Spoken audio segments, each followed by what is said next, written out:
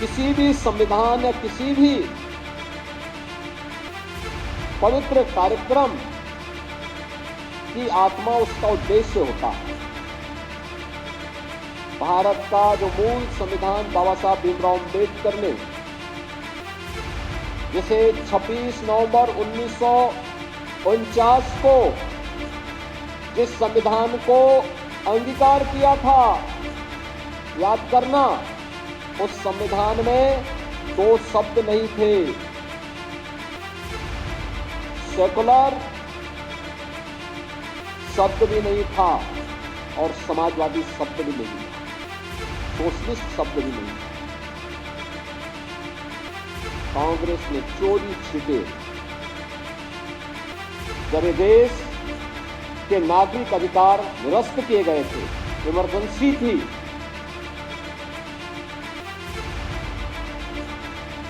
तब इन 2 शब्दों को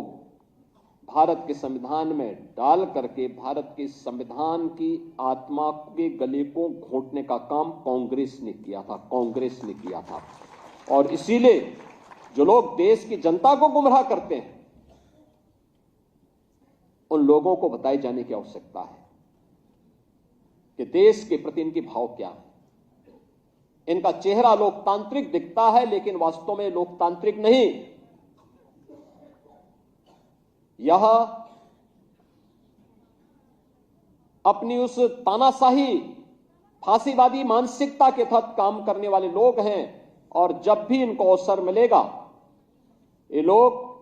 इससे पहले 1976 रहा, 1975 रहा हो, या फिर भारत के बाहर जाकर के भारत के अंदर बाबा साहब भीमराव अम्बेडकर के द्वारा सामाजिक रूप से दलित,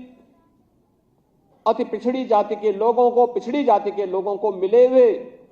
इन संवैधानिक अधिकारों से वंचित करने के बारे में किस प्रकार की टिप्पणियां ये लोग करते हैं, ये आज किसी से छुपा हुआ नहीं। और इसीलिए मैं आज के इस अवसर पर आप सबसे कहना चाहूंगा कि बाबा साहब भीमराव अम्बेडकर की धरोहर, जो संपूर्ण भारत को, 140 करोड़ भारतवासियों को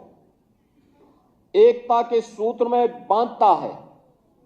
वह है भारत का संविधान। इस भारत के संविधान का संरक्षण करना हम सबका दायित्व है, और याद करना, इसका सबसे अच्छा रास्ता है कि भारत के संविधान के द्वारा भारत के प्रत्येक नागरिक के लिए तय किए गए उसके मूलभूत कर्तव्यों का अगर हम पालन करेंगे,